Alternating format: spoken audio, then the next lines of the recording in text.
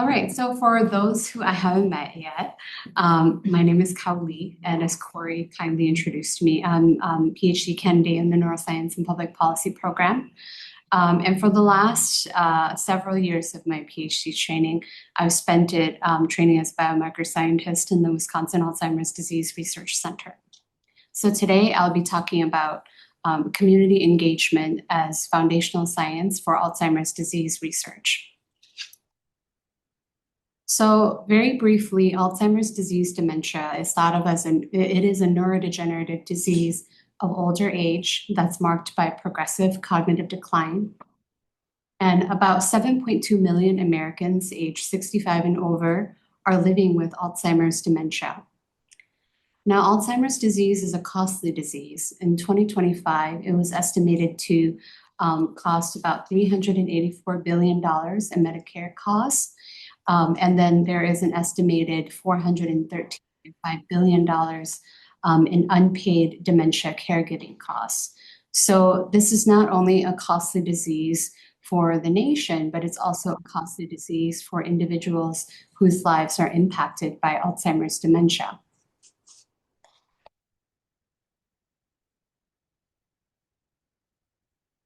For scientists like me, when we think about Alzheimer's disease, we think about the underlying pathology because that's really the core of my work is measuring and assessing pathology.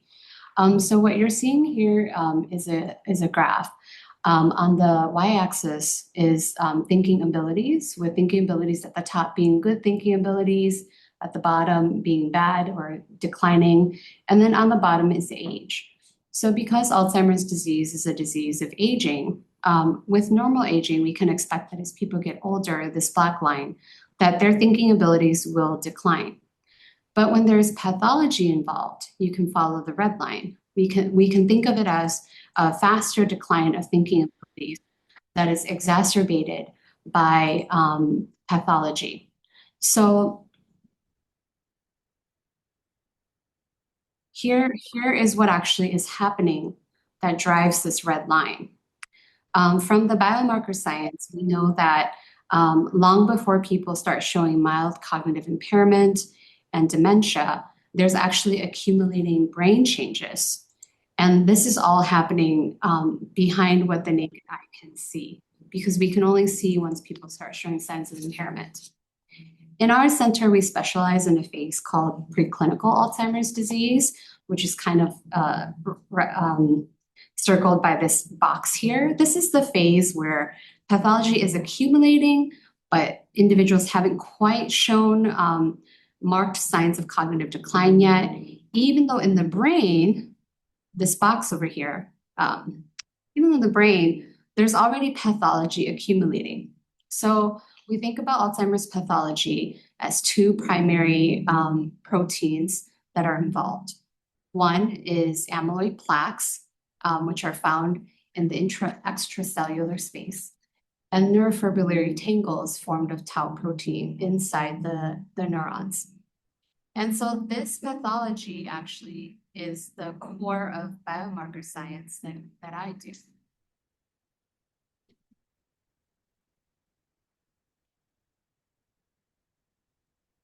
What is a biomarker? A biomarker is a measurable indicator of what is happening in the body and whether that reflects normal biology, a disease process, or response to a treatment. This is actually a definition that was first introduced in 2016 by a working group formed by the FDA and the NIH. In Alzheimer's disease, as you may recall from the last slide, we're looking at amyloid plaques and neurofibrillary tau. So biomarkers in my field of work aim to measure these core pathologies. Traditionally, this has been done with two modalities that we consider gold standard modalities. So one of them is a scan known as positron emission tomography, or PET. This is a picture of a PET scanner at the Weizmann Center. And then this actually enables us to take pictures of where in the brain the amyloid plaques and the tau tangles are accumulating. And then the other gold standard measure of pathology in the brain could be achieved through a cerebral spinal fluid collection in a procedure called a lumbar puncture. And this is a drawing from the Mayo Clinic where they show one of the positions that our participants would assume so that a clinician can insert the needle and extract the clear cerebral spinal fluid. These approaches, although they are the gold standard and they're really good at giving us measurements of amyloid plaques and tau tangles, are actually perceived to be invasive by participants. And they can also be costly procedures that are not always accessible. And so this is where blood-based biomarkers have potential to change the field or at least change the point of access. And my dissertation work is focused on blood-based biomarkers. So I am biased in that aspect, but I think it is very exciting work. So blood-based biomarkers are transforming Alzheimer's disease research as I am speaking. In recent years, there has been just a bunch of research into new and emerging blood-based biomarkers. And the reason for that is because not only are they really good at detecting brain pathology, but they actually hold promise for being scalable and more affordable early disease detection procedures.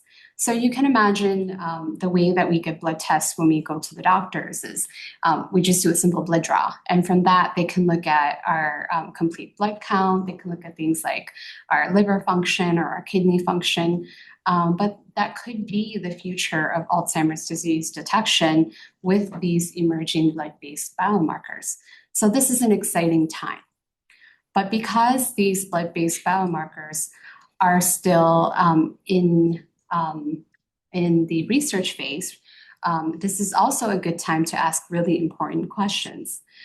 Scientific validity, I think, depends on studying diverse populations because we want to make sure that what we're measuring performs similarly and is generalizable across all populations.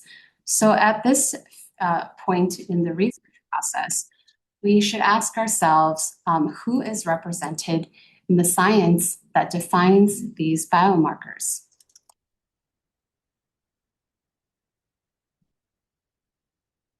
Now, this issue is actually well recognized in the field of Alzheimer's research.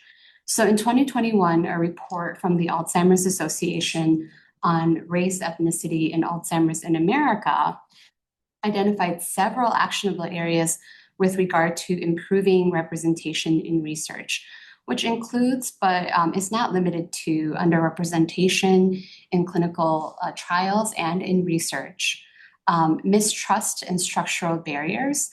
And the report really is putting out a call to increase engagement. So trust, relationship, and long-standing structural barriers are not problems that I think can only be solved at the recruitment stage of the scientific pipeline. They require building the conditions for research participation much earlier. So while our field often frames this as an issue of representation and participation, which I agree with that framing, I would like to broaden it by saying that it also raises a deeper scientific question, which is what happens to our measurements when the populations that we study are not representative. And I'll talk a little bit more about this question because I'm going to share some data from my dissertation work.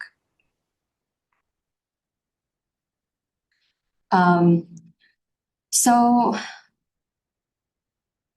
sorry, I just got a message saying that the link doesn't work, Corey. I know. Yeah. What's their email? Sorry. It's okay. Let me. Or if you know the person. I'll tell them to write to you. Perfect. Yeah. Can folks online hear us too? Thanks for, sorry for any troubles getting in. I can hear you. Okay, great. Thanks for the confirmation. Thanks, Gilda. We'll carry on.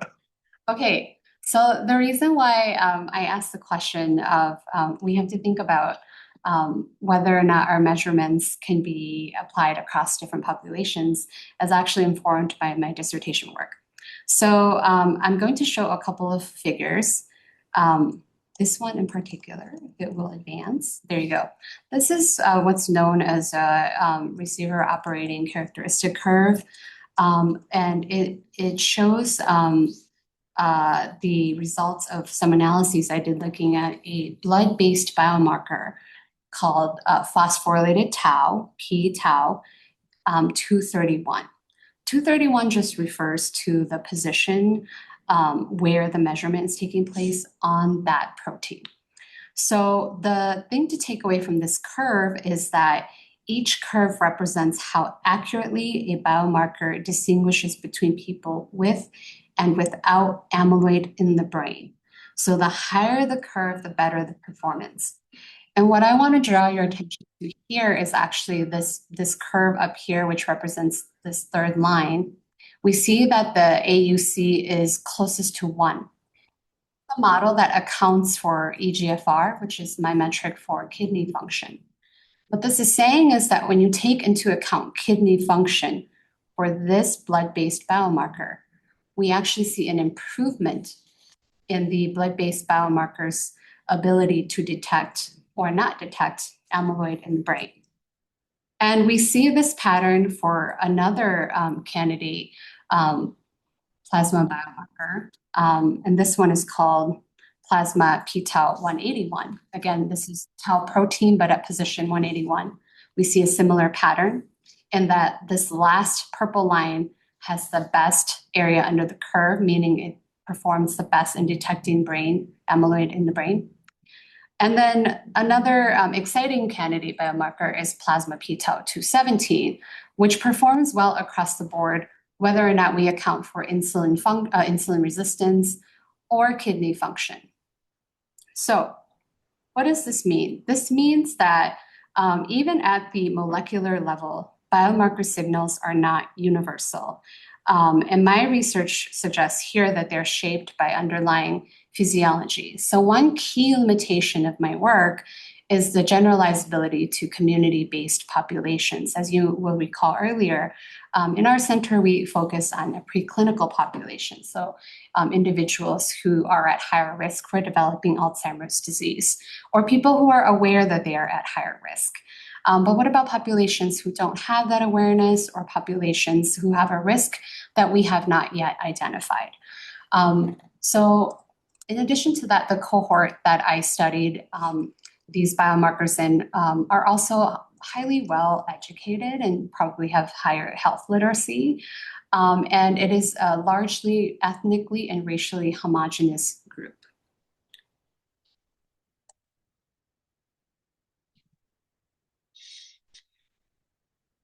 So one implication of this is that we cannot assume that plasma p-tau species, the 3 that I studied, will generalize or perform the same across populations.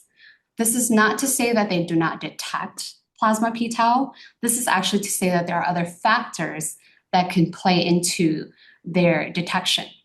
So when we think about what contributes to physiology or metabolic differences, I would say that it reflects the context. So for many groups, including Hmong communities, which I will talk about, we lack even basic data on metabolic health.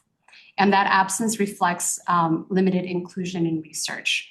At the same time, we know that metabolic processes can vary across populations. And these differences are not due to race itself, but actually reflect differences in the environment that people occupy and the access that they have to either healthcare, education, food, all these different life factors, and to the lived experiences that they have. So this could be like sociocultural lived experiences, things like racial segregation, or maybe they spend a lifetime facing stereotypes and being excluded.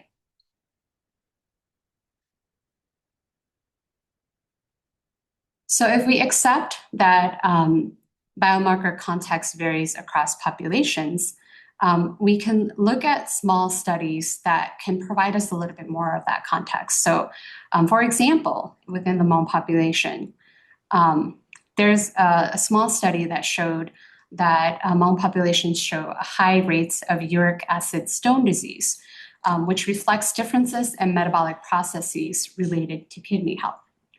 So taken together, this means we don't yet know how these exciting blood biomarkers perform in these populations. And we cannot assume that phosphorylated tau biomarkers behave the same way across different contexts. So if physiology is shaped by context, then rigorous science needs to account for that context. And we actually see examples of this in other areas of biomedical research. So one example comes from microbiome research, and this is a highly cited study in Cell, where they examined how immigration to the United States affects the human gut microbiome. And what made this study powerful is that it explicitly took into context into account. So they explicitly looked at migration, at diet, and at generational change. So these are the contextual factors that I pointed to earlier. And what made this, and their finding briefly showed that immigration rapidly transforms the gut microbiome with loss of diversity and changes linked to metabolic risk. And so this is a impactful scientific finding because it changes the way that, or at least from my understanding, it changed the way that gut microbiome research was being done. But what stood out to me was their ability to recruit over 500 refugee individuals from the Hmong and Karen communities. This is just outstanding work by a graduate student at the time. So this study is often cited for its impactful scientific findings. According to Google yesterday, this study has been cited over 880 times. However, there's actually an accompanying methods paper for this study that talked about the deep partnerships with there's actually an accompanying methods paper right here that was cited 2 times. And for me, this is a powerful illustration of what receives attention in science and what tends to not receive attention. I argue that the second paper is actually an integral part of the scientific infrastructure that made the big cell discovery possible, and likely other future discoveries similar to this possible. So what made this study possible? They had deep partnerships with immigrant communities that included bilingual research teams, co-creation of the research study itself, culturally informed recruitment, and long-term engagement. So these are not just logistical details, and these are not just a consequence of doing outreach after they've completed the study. These kinds of approaches are actually part of a broader set of methods that some of you might be familiar with that can be described as community-engaged research.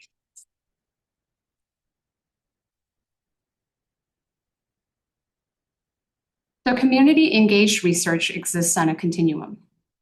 And this figure shows that community engagement in research can include starts from no community involvement all the way to the right side where community leads and drives the research efforts.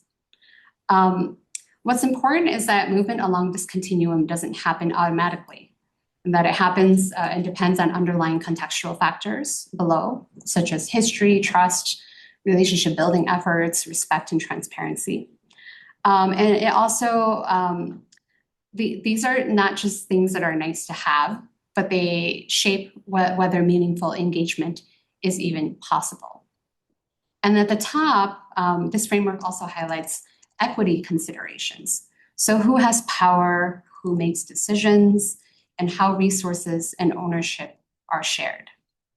So these things are not often explicitly addressed in traditional research, but they fundamentally shape how research is conducted and who research is working for. So this continuum is not just about levels of engagement, but it's also about the conditions that make equitable and rigorous research possible. Now, community-based participatory research, or CBPR, is as if you'll recall from the last figure, put toward the right-hand end of it, just right before community ownership. And some will regard it as the gold standard for community-engaged research, but I think those of us who are for community-engaged research will say any engagement is better than no engagement. But CBPR is an approach that fundamentally rethinks how research is done, the entire pipeline. So instead of treating communities as subjects, CBPR positions them as partners who are engaged across all phases of the research process. And it emphasizes collaboration across all phases. So even in the ideation phase, and then going back into developing the methods, into the recruitment and into the dissemination, and co-creating what is important for both the researchers, the scientists, and the community for which they are studying. And an important component is that it also focuses on building trust, and also honoring the strengths and the knowledge that already exists within communities. So it's not just scientists going in to teach the communities, but also scientists learning from the communities.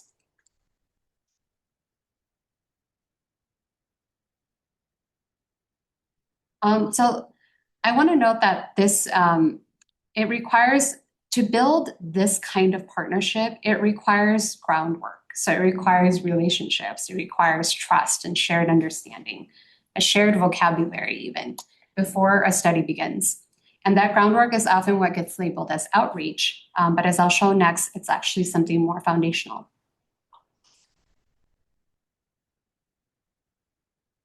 So early engagement activities include factors such as relationship building, trust development, and culturally grounded education.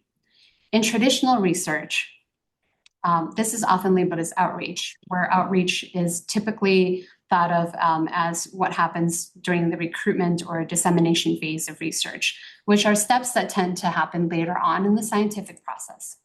But what I'm describing here is different in that community engagement is actually partnership across the research process. And this is about building the relationships and a shared understanding that needs to support participation across all stages of research. So what does engagement then look like in Alzheimer's disease research? And what role does it play? And this is where some of my work comes in, and I'll talk about in just a second.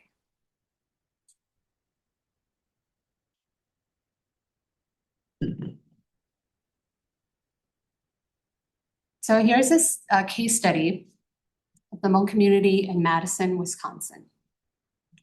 Now, within the Hmong community, there is no word or translation for dementia. And this is evident if you look at the glossary of medical terminology from English to Hmong, which is actually a textbook that is used by medical interpreters who are licensed. And cognitive impairment is often perceived as a normal aspect of aging. The implications of this finding is that if somebody has cognitive impairment,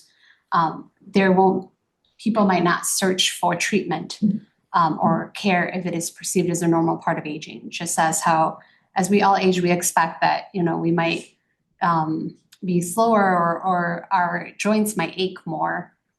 We might not seek care or treatment for that if we think it's just part of aging. Among elders and their caretakers generally seek medical care for acute physical illnesses, but not for memory-related problems. So given what has been studied in the literature about the Hmong community with regard to dementia, I sought to engage the Hmong community early on in my PhD training. So the process of engagement can be lengthy. So in 2021, I co-founded the Coalition for the Advancement of Asian Americans in Aging Research, Education, and Services.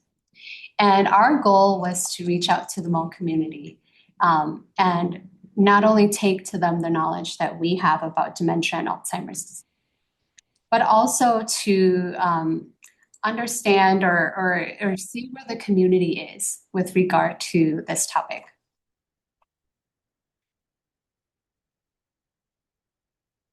So we initiated a partnership with a program called the Southeast Asian Healing Center.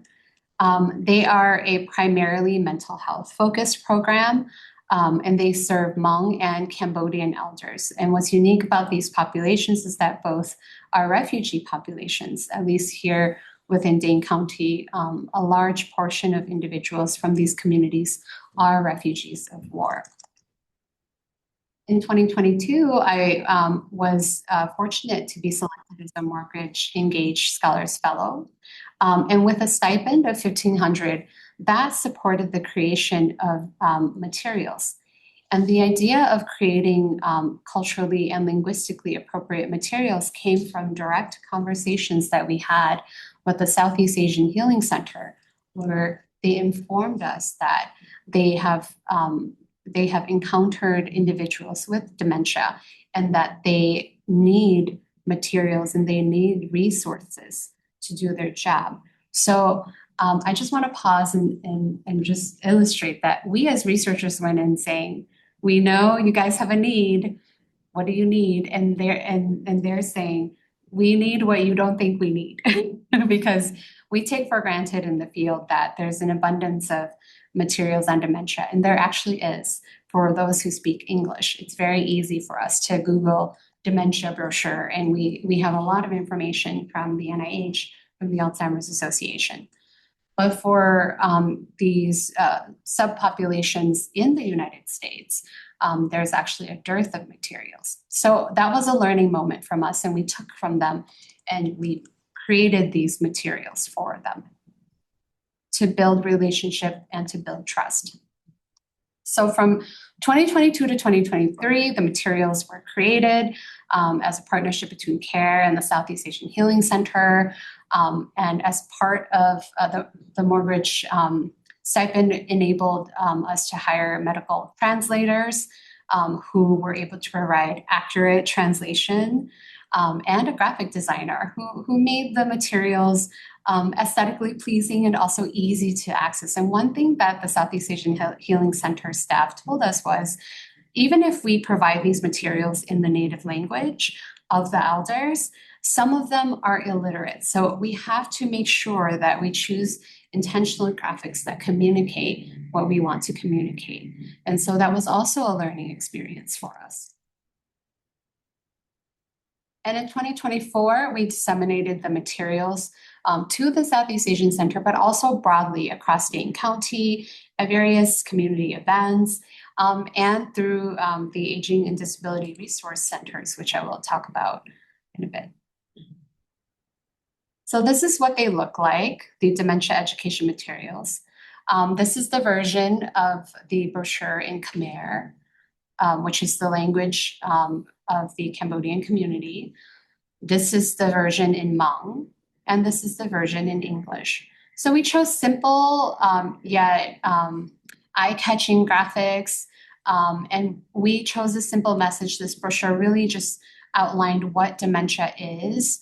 All of the things I was talking about earlier about plaques and tangles, the community was not quite ready for that yet, because what was needed was the care component before the biology explanation. So we focused on that. What do you do if you notice memory changes in someone that you love? How do you talk to your doctor? That's actually the focus of these education materials. So if you think about it, this is really just at the very, very, very beginning of relationship building and information sharing. What we're really doing here is co-creating a common language around dementia, around Alzheimer's disease. One example of how this work extends beyond research is through the dementia education materials that we developed. We then informed the Wisconsin Office on Aging, building our largest dementia infrastructure cycle to grant priorities. So BOLD is a grant that's offered through the CDC.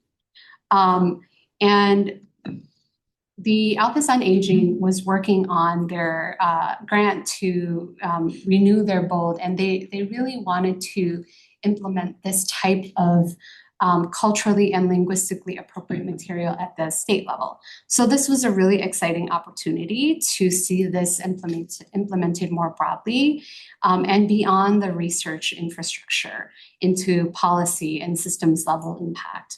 So I was approached to support this, and of course I supported it, and it's very exciting. They have been funded.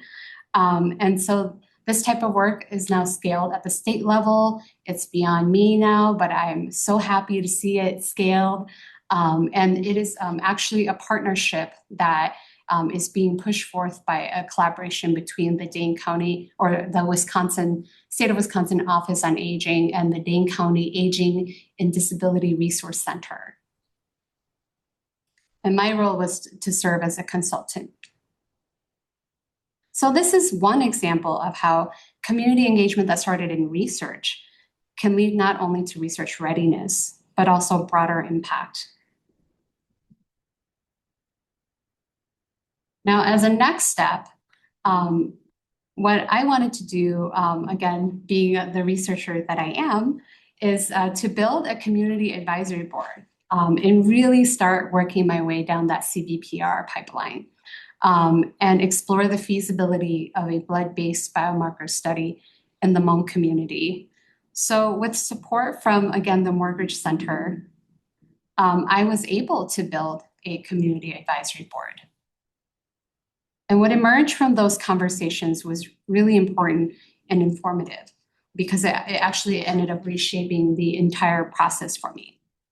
The CAB, Community Advisory Board, emphasized that there wasn't yet sufficient, so my goal was to do a blood biomarker study, and they informed us that there wasn't sufficient awareness of Alzheimer's disease dementia.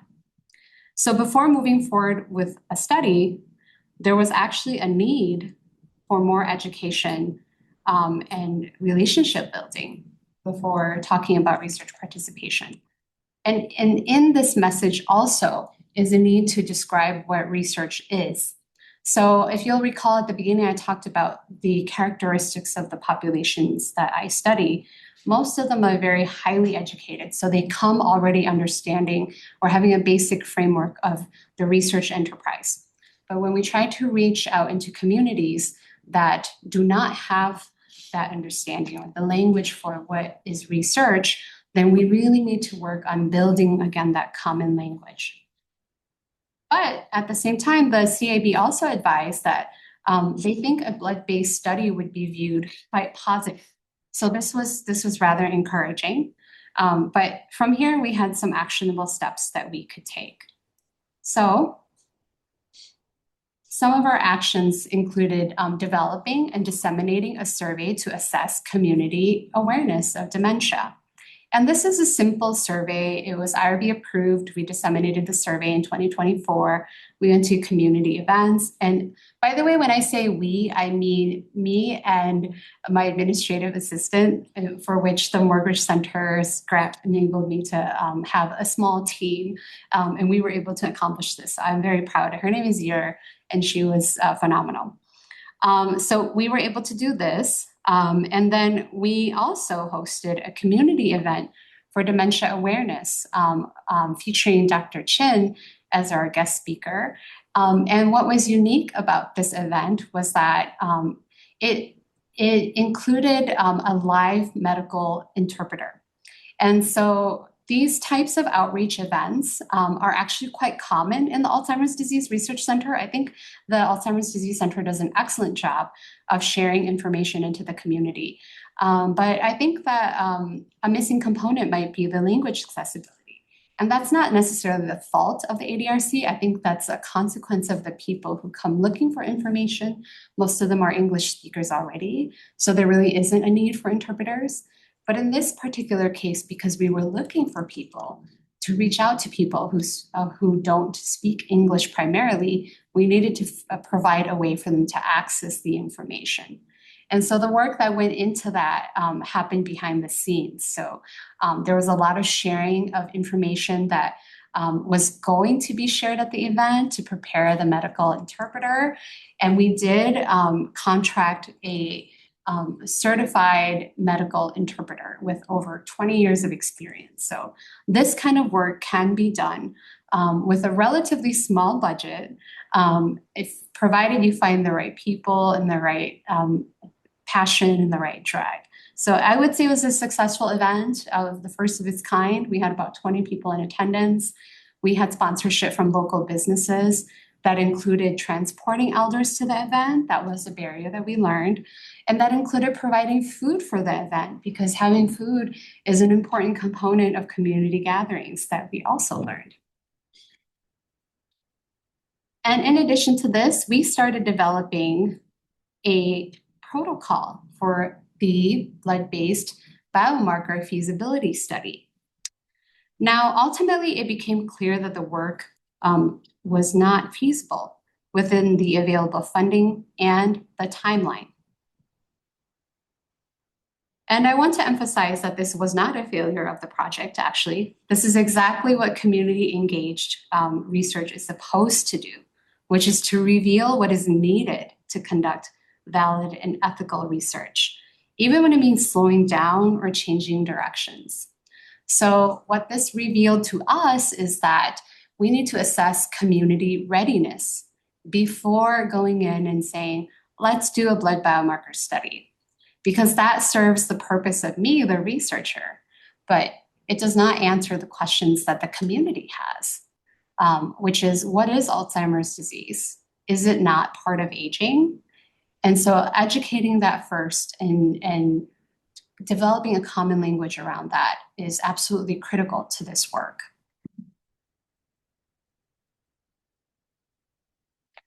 So what does all of this mean for Alzheimer's disease research? If we take seriously the idea that biomarkers are shaped by context and that context is unevenly distributed across populations, then this has important implications for how we design and conduct research. First, it means that engagement is not something that should happen at the point of recruitment or dissemination, but that it should actually begin early. And it needs to be a part of how we build research questions and design our studies.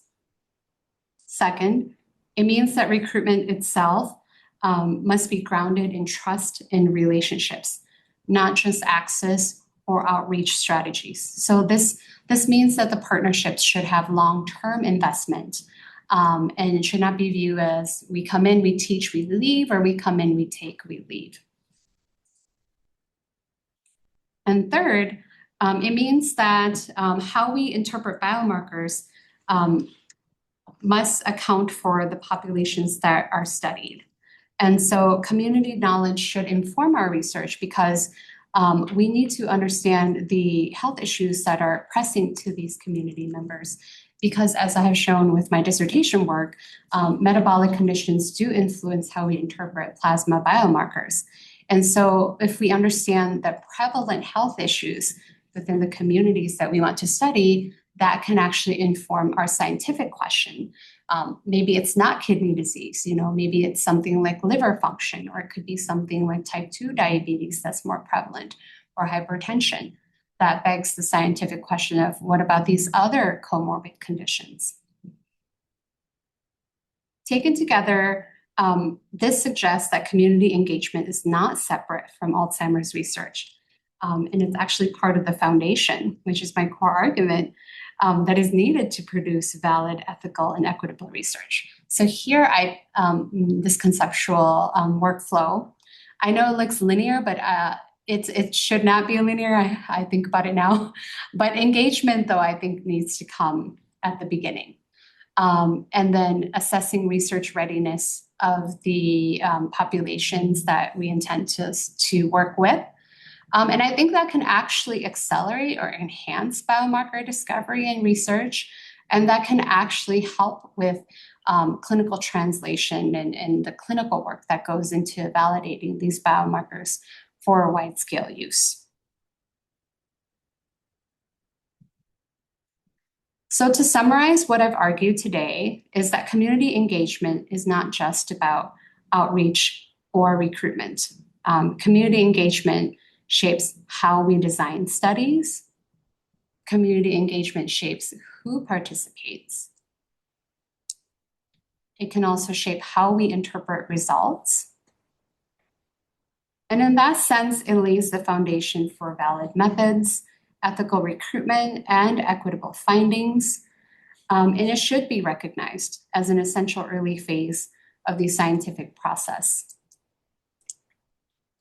And with that, I would like to acknowledge some of the folks who made this work possible. Absolutely, the Morgridge Center for Public Service has been just phenomenal supporters. None of this could have been done without their support. The Community Advisory Board members, as well as the CARE team, which is a small team, just myself here and Dr. Chin, my supportive PhD mentor, Dr. Barb Benlin, as well as mentor Henrik Zetterberg, who is one of the developers of these blood-based biomarkers, and Nancy Davenport, who was a program manager in Dr. Benlin's lab, but has since retired. Staff at the Southeast Asian Healing Center, as well as Pajal Van Gay. Dr. Van Gay is the graduate student who led the gut microbiome study with the impactful findings published in Cell.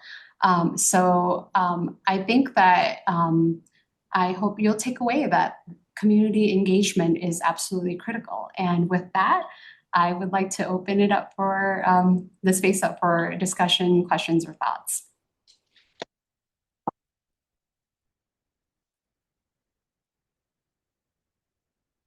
Online folks, feel free to drop in the chat or come off mute. I have a question about just even your timeline as a graduate student, like when this idea like that you wanted to do this partnership, when did this occur? And I say this because I've been talking to graduate students when they decide like I want to be a part of a community partnership, it might be towards later on in their career. So could you kind of walk us through a little bit like when did this take place and how that lined up with the timeline you were given? Yeah, absolutely. So actually this took place in the second semester of my first year, because I started my graduate training in the fall of 2020. As you all remember, we were all still in semi-lockdown. So I was starting graduate school remotely, which I don't recommend for anybody. I'm gonna pull up our timeline. So what this is actually saying is that I came in knowing that I wanted to do things a little bit different. And so I was fortunate enough to find individuals who shared the same passions, and we were able to start a little bit early. So in 2021, the second semester of my first year. Yeah. And I'm now in my second semester of this is my sixth year.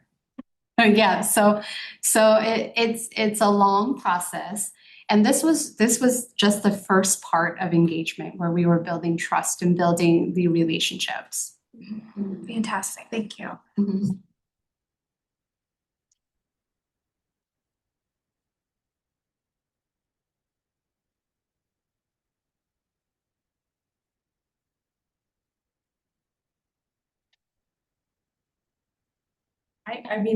I so appreciated your presentation. It was really wonderful, and connecting with your question is a theme that I have noticed as someone in the humanities who does community engaged work through the folklore program and through my center. Work with the communities that we're engaged with. We know that timeline and that those relationships take a really long time to cultivate, and the continued engagement and not just the parachuting in and out is key to building that trust and holding the trust. And I've seen a lot of presentations from the sciences, and that is something that I think is just very different for the practices that are generally in place within that field. Like how do you see this this timeline factor? Is this something that is recognized in the sciences, like the timeline for community engaged work is really important, and the slowing that process down and also funding those early activities that actually help you build that trust before you get to the study portion of things. So is that something that's supported generally in the spheres that you've worked with? I mean, obviously the Mortgage Center does that support, but you know, generally in the field, do you see support for that early work? More broadly, I think, so I completely agree with you in that there needs to be support in the early work that does not always translate to traditional scientific metrics of achievement or accomplishment. So papers or books or talks or whatever. As a graduate student, I can say that the resources available to do it at the graduate level are far and few in between. And I think that's just a consequence of how the scientific process has traditionally been conceptualized. And that CBPR work, I do not believe has been widely adapted or used as a method yet. It has been used in various cases, and this is why I highlight the microbiome study, because it can enable groundbreaking scientific discovery. Except I think that this method has been used more in other fields that recognize the work that needs to go in at the forefront. And in the STEM fields, I think that CBPR work is probably in its more nascent stages. I think there's possibility for partnership with people in the humanities and in the arts as well. So yes, I have colleagues that do these kinds of trainings and things. So yeah, if you know of people who might like to engage with trainings on how to build those partnerships and do that community relationship building. Oh, absolutely. Maybe I'll give you my connection. Yeah, let's connect. Yeah.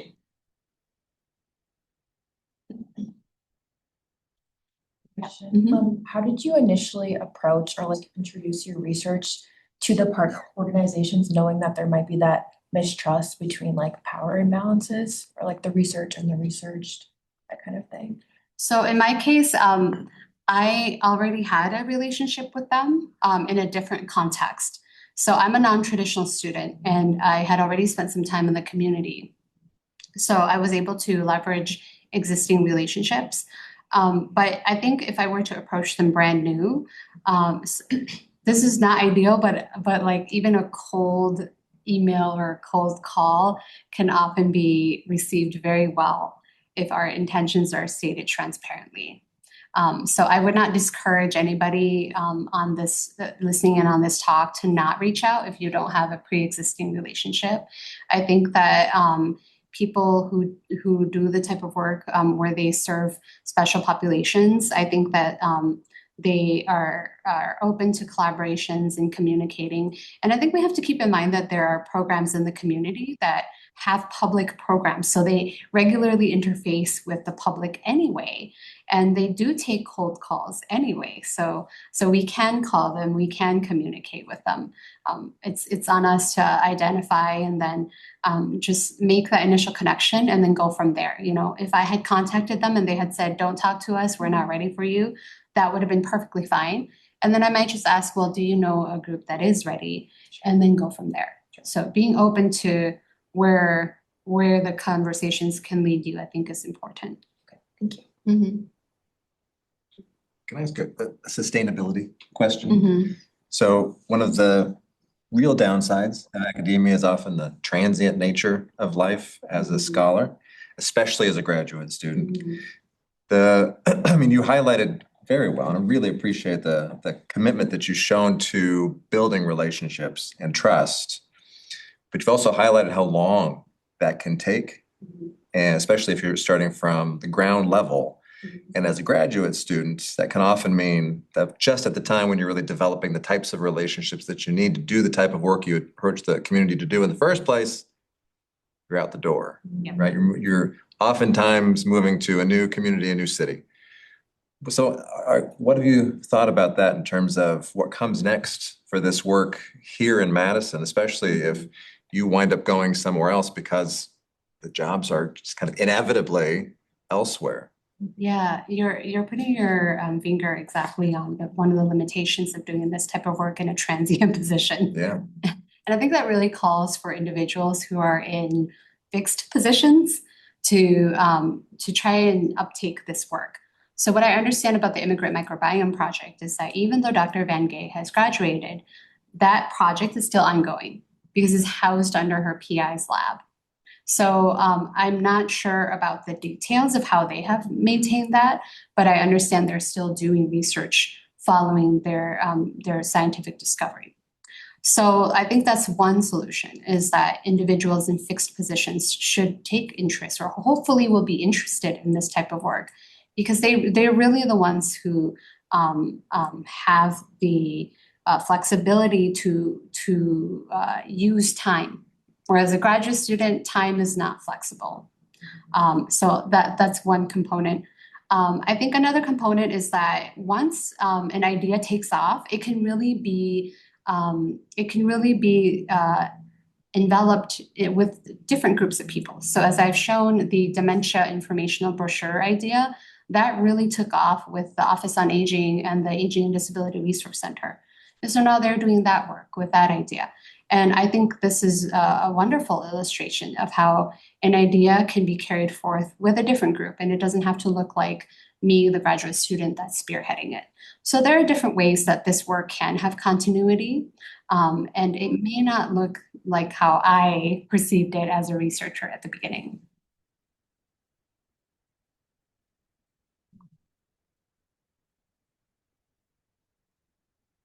Okay, I think we're on time, Corey. Yeah. I guess, yeah, that's true. No more questions. Great. Thank you so much for those There is one attendants comment online. that just came in too. In my work with the community, I've noticed that when women tend to be much more involved than men. I'm curious, have you seen similar patterns and what strategies have you used to address that imbalance? Oh, thank you so much for asking this question because I wanted to talk about it, but I didn't get to do it. So this actually was echoed in the methods paper by Dr. Van Gay's group, where they, if you read the cell paper, they chose to recruit only women because they were advised by their community advisory board that women tend to participate more in these types of studies.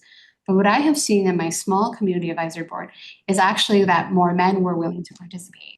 And so what that tells me is that it is context specific, and it really requires us to get to know our communities. Because even though it is the Hmong community and it is very tempting to say in the Hmong community women participate more than men, that's actually not the case. It varies by state, it varies by locality, it varies by characteristics of the community and where they live. So in my work, I've seen that more men were willing to engage. The women were engaging too, but I would say that it was not disproportionately more women in my case.